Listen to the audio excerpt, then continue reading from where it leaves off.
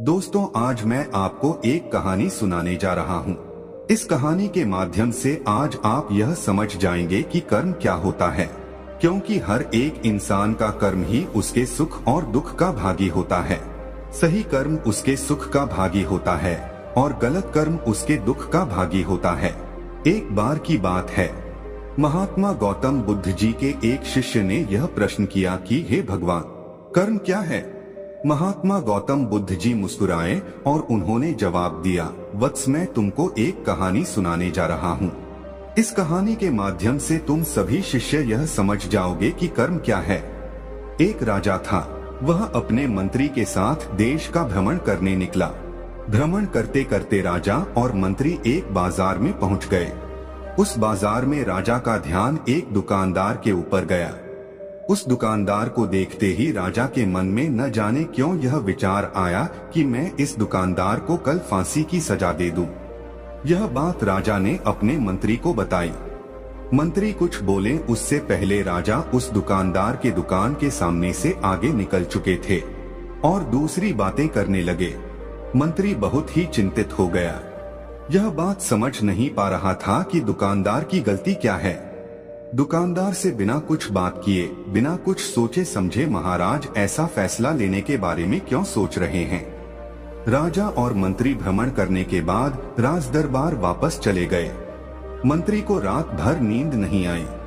सुबह जगने के बाद मंत्री एक साधारण प्रजा का रूप बनाकर उस दुकानदार के पास गया और उस दुकानदार से पूछा, तुम क्या बेचते हो? दुकानदार ने जवाब दिया, मैं चंदन की लकड़ी बेचता हूँ। फिर मंत्री आसपास के लोगों से दुकानदार के बारे में पूछना शुरू किया। सबने जवाब दिया कि दुकानदार किसी से बोलता नहीं है, हमेशा दुखी रहता है।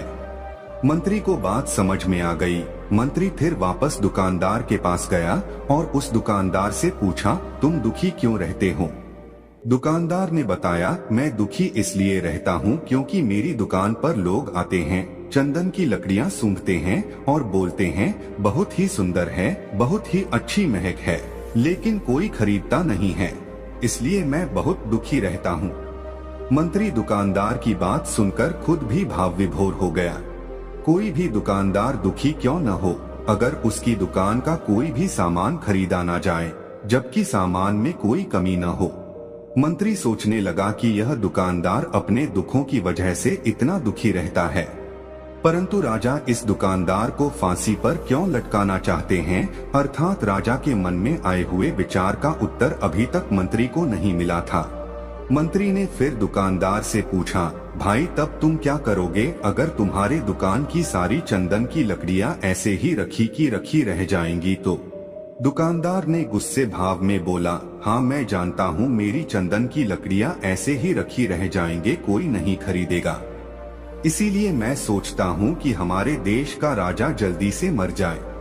अगर वह जल्दी से मर जाता तो मैं उस राज दरबार में उस राजा के दाह संस्कार के लिए अपनी चंदन की लकड़ी देता, जिससे मुझे कुछ पैसे मिल जाते और इस बाजार के अलावा बाकी के लोगों को भी मेरे चंदन की लकड़ी के बारे में पता चलता, तो फिर शायद कुछ न कुछ लोग मेरी दुकान से जरूर खरीदने आते चंदन की लकड़ी। मंत्री दुकानदार की बात को सुनकर सब कुछ समझ गया और उसके मन में एक विचार आया। मंत्री ने दुकानदार से चंदन की कुछ लकड़ियां खरीदी। इस खरीदारी से दुकानदार को कुछ पैसे भी मिल गए और वह थोड़ा खुश भी हो गया। मंत्री चंदन की लकड़ियों को लेकर वापस राज दरबार चला आया। राज दरबार पहुंचकर मंत्री ने उन चंदन की लकड़ियों को राजा के समक्ष रख दिया और बोला कि हे राजन, ये चंदन की लकड़ियां उसी दुकानदार ने आपको भेंट किया है जिस दुकानदार को आप फांसी देने के लिए सोच रहे थे। राजा उन चंदन को सूंघे तथा सूंघने के बाद बड़े ही प्रसन्न हुए। उन्होंने कहा, यह चंदन की लकड़ियां बहुत ही ज्यादा खुशबूदार हैं। दुकानदार के इस अनोखे भेंट से राजा बहुत खुश हुए और मंत्री को कुछ स्वर्ण मुद्राएं दिए तथा बोले, जाओ उस दुकानदार को ये स्वर्ण मुद्राएं इनाम में देना और बोलना कि आज के बाद महल में जब कभी भी चंदन की लकड़ी की जरूरत पड़ेगी तब तुम्हारे दुकान से ही चंदन की लकड़ी ली जाएगी। मंत्री जी मुस्कुराने लगे तथा यह सोचने लगे कि अब तो राजा के मन में उस दुकानदार को फांसी देने का विचार आ ही नहीं सकता। क्योंकि अब तो हमेशा राज दरबार के लिए चंदन की लकड़ियों का इंतजाम की जिम्मेदारी उस दुकानदार को जो मिल गई है। मंत्री स्वर्ण मुद्राओं को लेकर वापस दुकानदार के तरफ चल दिया। इधर राजा इस विचार में पड़ गए कि वह दुकानदार तो बड़ा ही अच्छा इंसान है। जिस वक्त मैं उसके बारे में यह सोच रहा था कि मैं इसको कल फांसी दे दूंगा, तब शायद उसके मन में उस समय यह विचार चल रहा था कि राजन पहली बार मेरी दुकान के सामने आए हैं, क्यों न मैं उनको अपनी सुंदर और खुशबूदार लकड़ियों को भेंट करूं। और आज उसने मुझे भेंट भी किया। बेवजह ही मैं उसको फांसी देने के बारे में सोच रहा था। इधर मंत्री दुकानदार के पास पहुंच गया। मंत्री ने राजा के द्वारा दी गई स्वर्ण मुद्राओं को दुकानदार को देते हुए कहा कि जिन चंदन की लकड़ी को कल मैं खरीद कर लेकर गया था, उन चंदन की लकड़ियों को राजा ने बहुत पसंद किया और इनाम के तौर पर तुमको यह कुछ स्वर्ण मुद्राएं दिए हैं। दुकानदार बहुत ही खुश होने लगा। साथ ही साथ मंत्री ने उस दुकानदार को यह भी बताया कि अब आज के बाद राज दरबार में जब कभी भी चंदन की लकड़ियों की जरूरत पड़ेगी तो सारी चंदन की लकड़ियां तुम्हारी दुकान से ली जाएगी। दुकानदार मंत्री की बात सुनकर बहुत ही खुश हो गया। मंत्री ने दुकानदार से पूछा, क्यों भाई, तुम तो राजा के बारे में इतना बुरा भला सोचते थे, लेकिन राजा देखो तुम्हारी कितनी चिंता करते हैं। राजा कितने अच्छे हैं। राजा अपनी प्रजा के बारे में कभी भी गलत नहीं सोचते हैं। दुकानदार मंत्री की बात से सहमत हो गया और बहुत दुखी हुआ। दुकानदार मंत्री से बोला, मैं कितना गलत सोचता था राजा के बारे में। राजा तो बड़े ही अच्छे हैं, बड़े ही भले राजा हैं। भगवान करे कि राजा की बहुत ही लंबी आयु हो। यह बात सुनकर मंत्री भी बहुत खुश हुआ। फिर मंत्री वहां से वापस राज दरबार को चला गया और यहीं पर महात्मा गौतम बुद्ध जी ने इस कहानी को समाप्त कर दिया। फिर अपने शिष्यों से उन्होंने पूछा कि अब बताओ कि कर्म क्या है।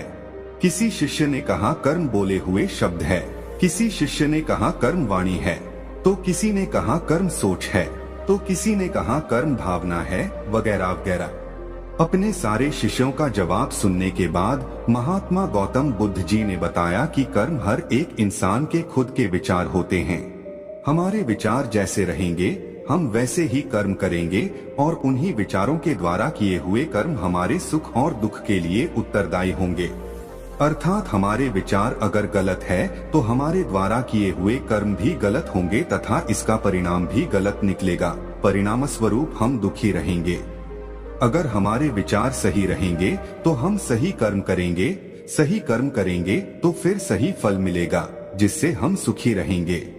इस कहानी से हमने यह सीखा कि अगर हमारे विचार सही रहेंगे, निष्पाप रहेंगे, तो उन्हीं निष्पाप और सही सोच की वजह से लिया गया हर फैसला सही होगा। जब सही फैसला लेंगे तब वह हमारे द्वारा किया गया सही कर्म होगा। जब सही कर्म होगा तो सही परिणाम मिलेगा, जिसकी वजह से हम खुश रहेंगे।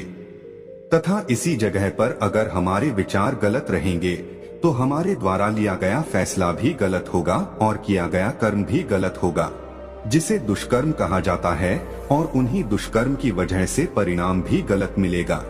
जब दुष्परिणाम मिलेगा तब हम दुखी रहेंगे, परेशान रहेंगे। कर्म का मंत्र सही कर्म सुख देगा, दुष्कर्म दुख देगा।